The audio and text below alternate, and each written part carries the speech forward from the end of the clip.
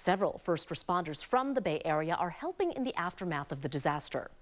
ABC 7 News reporter Suzanne Fawn talked to the crews making a difference.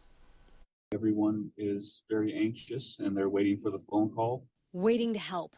First responders with the Bay Area's 2 urban search and rescue teams are watching Helene's aftermath and ready to jump in. We're just firefighters on the West Coast, willing to help those on the East Coast. And if we get the phone call, we'll go. So far, California Task Force 3, based in Menlo Park, has sent 1 member to help with relief efforts on the East Coast. That's retired Battalion Chief Carl Custon of San Mateo City Fire. He will be almost like the liaison between the local emergency services and the task forces that are coming in. The former battalion chief responded to the World Trade Center collapse and Hurricane Katrina. Meanwhile, California Task Force 4, based in Oakland, has sent 2 team members to Florida, 1 to Tallahassee and 1 to Orlando.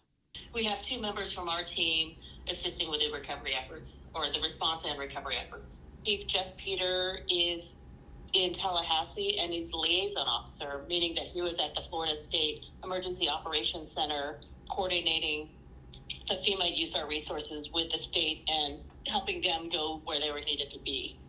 As for Acting Assistant Chief Chris Landry, he's a safety officer. Ann Cutchins of San Mateo is one of 15 American Red Cross volunteers now on the East Coast. Since Wednesday, she's been managing the Red Cross Evacuation Center in Jasper, Florida. Cutchins says this was her first hurricane, and she's exhausted.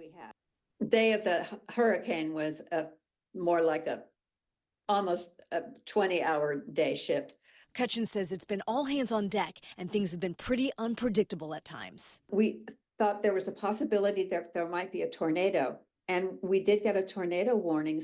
Cutchins, who has helped with the Red Cross response in Maui and in Paradise, says she continues to volunteer because help is needed and will be needed for quite some time. In San Francisco, Suzanne Fawn, ABC 7 News.